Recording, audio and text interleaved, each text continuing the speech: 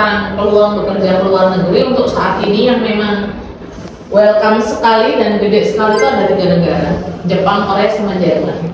Seperti yang kita tahu, Jepang dan Korea itu negara yang kekurangan generasi muda, makanya mereka membuka besar sekali untuk peluang kerja di sana.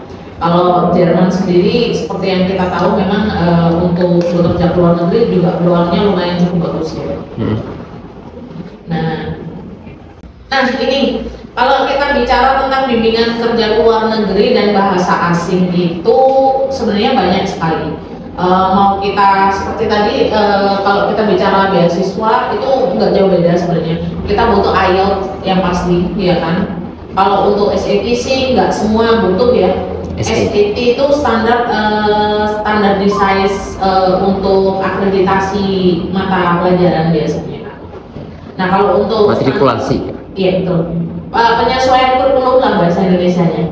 Kalau kurikulum Indonesia ada di beberapa perusahaan, kalau mereka memang dari SMK gitu biasanya butuh penyetaraan, makanya butuh SAT biasanya seperti itu.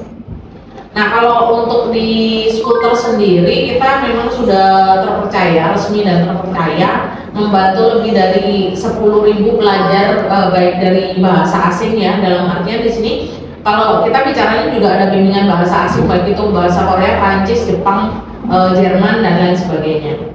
Jadi student kita ada di 43 negara. Nah untuk layanan konsultasi sendiri ya kan, kita banyak sekali sebenarnya di sini. Jadi konsultasi dan bimbingan beasiswa seperti yang kita pelajari tadi, ada S1, S2 juga, S3 juga ya, termasuk ini bimbingan bahasa dan juga bekerja di luar negeri. Nah seperti yang kalau persiapan tes bahasa sendiri, kami juga ada IELTS, TOEFL, ITP, IBT, yang TOEIC dan lain sebagainya. DAF juga ada. Nah, bimbingan untuk tes masuk kuliah ke luar negeri ada SAT, A-Level seperti tadi yang kita bahas di ini ya. Ini sedikit gambaran aja Kak ya. Lalu persiapan bahasa asing untuk bekerja ke luar negeri sendiri kita ada Jerman, Jepang dan Korea, dan ada beberapa bahasa lainnya. Lalu untuk persiapan kerja ke luar negeri sendiri sebenarnya kita ada 3 program. Kalau untuk ke Jerman itu namanya Ausbildung. Ya, kalau untuk ke Jepang tuh namanya Tokutei Gino. Lalu untuk ke Jerman sendiri namanya G2G. Korea. G2G Korea itu lebih government ya. Lalu kami juga menyediakan untuk persiapan administrasi seperti translate dokumen dan juga visa. Jadi memang lengkap sekali di sini. Kalau untuk bimbingan tutor sendiri kami punya tutor banyak sekali, dan mereka kembali lagi mereka yang menjadi tutor kami adalah orang-orang yang memang worthy. Nah, kenapa harus kerja di Jepang, Jerman atau di Korea? Yang pertama, seperti yang saya bilang tadi bahwa di Jepang, Korea dan Jerman tuh mereka populasinya turun. Jadi generasi muda yang untuk usia produktif seperti di Jepang dan Korea dan Jerman itu mereka sedikit sekali. Makanya bukanya besar-besaran untuk generasi mudanya untuk di Jepang, Korea dan juga Jerman. Nah, untuk kuotanya sendiri kita punya 500.000 lebih kuota untuk baik itu di Jerman, di Jepang maupun di Korea. Jadi kuota 500.000 itu cukup besar kalau untuk tenaga kerja, serapan tenaga kerja ya. Yang bicaranya di sini adalah blue collar. Blue collar itu berarti tenaga kerja yang bukan kasar ya kan ya. Nah, berpeluang untuk memperoleh gaji hingga 30 juta. Jadi standar gaji di luar negeri dengan lulusan SMA, SMK itu lumayan tinggi di luar, betul. Lalu yang keempat alasannya kenapa lapangan pekerjaan di Indonesia sendiri kurang masih. Daripada nganggur di dalam negeri, alangkah lebih baiknya kita keluar negeri dalam 3, 4, 5 tahun ke depan. Itu sudah punya peluang yang jauh lebih besar sekali. Nah ini kebutuhan tenaga kerja Indonesia Jerman, perbandingannya ini ya. Ini gambaran di tahun 2021 Pak. Jadi untuk yang surplus itu gambarannya di sini ada India, Indonesia, Kolombia ya kan, South Africa dan seterusnya. Itu karena apa? Jumlah penduduknya banyak tapi jumlah lapangan pekerjaan cukup sedikit gitu. Nah, yang untuk demand supply talent balance sih lebih kepada sebenarnya ke anak-anak yang beasiswa dan residen gitu ya, lebih ke negara yang warna kuning gitu. Nah, yang untuk strongest trendnya yang butuh banget itu di gambaran yang merah ini, 10 negara di gambaran yang merah ini, baik itu Taiwan, Jepang, Polandia, Italia, seperti itu. Mereka butuh sekali. Nah, ini lebih dari 1 juta kuota kebutuhan di negara Jepang, Jerman, dan Korea, karena kembali tadi mereka populasinya terus turun karena generasi mudanya mereka nggak mau menikah, nggak mau punya anak. Jadi untuk generasi mudanya itu ya betul sekali, kurang sekali. Lalu untuk di Korea sendiri buka lebih dari 30.000 jenis lowongan pekerja untuk tahun ini aja. 30.000 itu cukup besar sekali serapannya ya. Sedangkan untuk perusahaan Jerman sendiri juga butuh lebih dari 2 juta pekerja.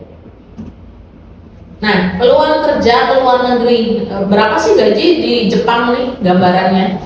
Gaji di Jepang itu kurang lebihnya di angka 30 juta per bulan sebenarnya.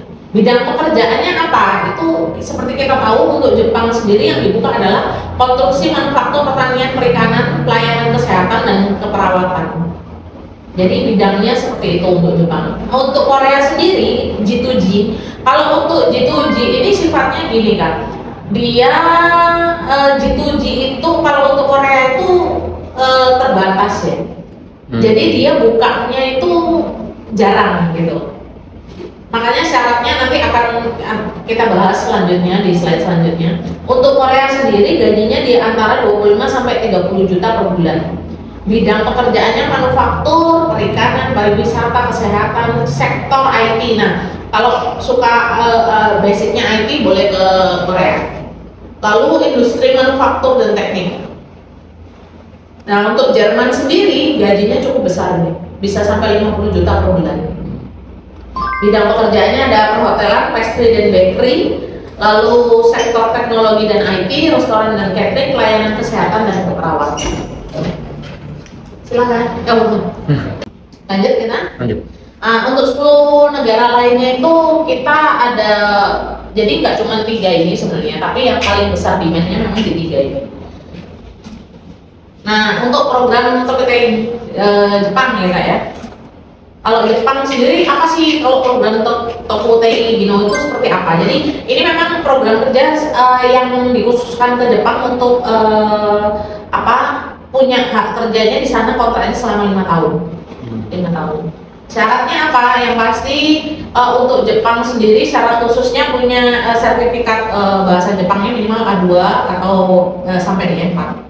Tergantung biasanya nanti lowongan kerjaannya dibutuhkannya di mana. A2 itu intermediate atau basic sih biasanya. Basic.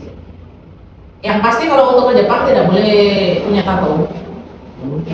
Tato. Lalu kalau kaitannya dengan minus mata maksimal di 3,5 ya. Nah ini bidangnya kita ada 14 bidang specified skillnya. Jadi untuk Jepang sendiri itu lumayan banyak pilihan ya. Ada keperawatan, manajemen pembersihan gedung, pembuatan kapal dan mesin kapal, pembuatan mesin industri, industri elektronik dan informatika, industri material, dan seterusnya. Seperti itu. Nah syaratnya seperti yang tadi dibilang minimal 1 sertifikat A2 atau JLPTN itu N4. Yang kedua sertifikat spesifiknya untuk skill worker.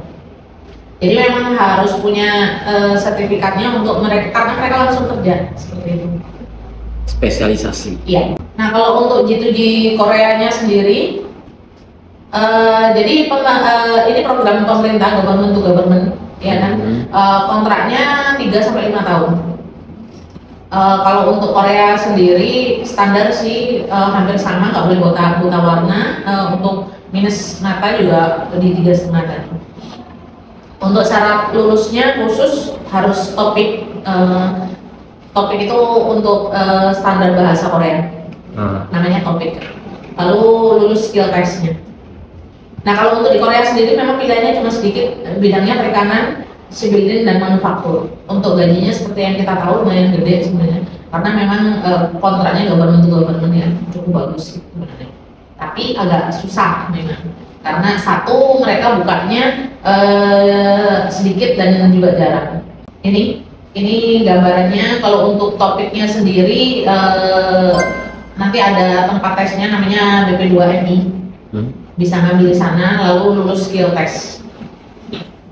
Nah kalau untuk Ausbildung sendiri ini, kalau di skuter Ausbildung ini lebih kepada bahasa ya Kak ya.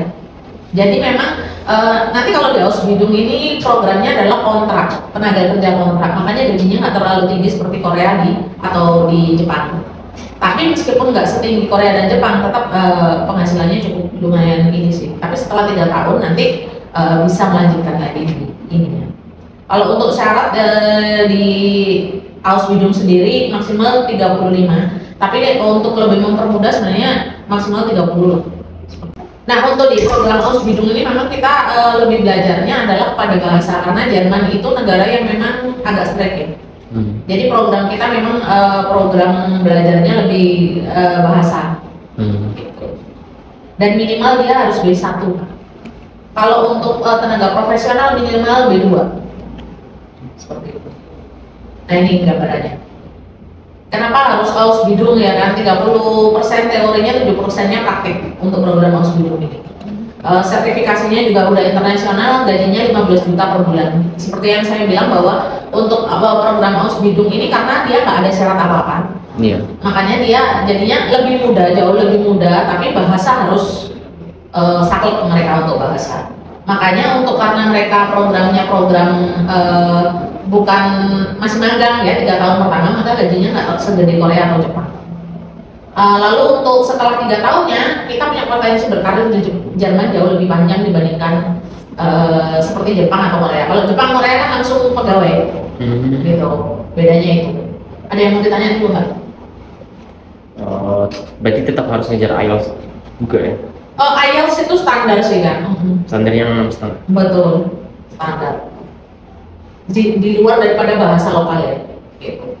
Nah, bidang untuk Ausbildung sendiri kita juga cukup banyak sebenarnya, tapi yang gede penerimaannya di 5 bidang ini: mekatronika, restoran, IT, spesialis kesehatan dan perhotelan. Jadi kalau memang suka mekanik atau apa, sarankan ke Jerman. Jerman tuh keren banget sih. 3 tahun pertama meskipun magang, tapi setelahnya itu potensinya jauh lebih besar. Seperti itu. Nah, syarat seperti yang saya bilang tadi, syaratnya itu sebenarnya cukup mudah sekali, tapi yang agak berat itu karena bahasa Jerman ya. Bahasa Jerman itu lumayan, belajarnya lumayan agak ini ya, complicated ya. Jadi gambarannya seperti ini.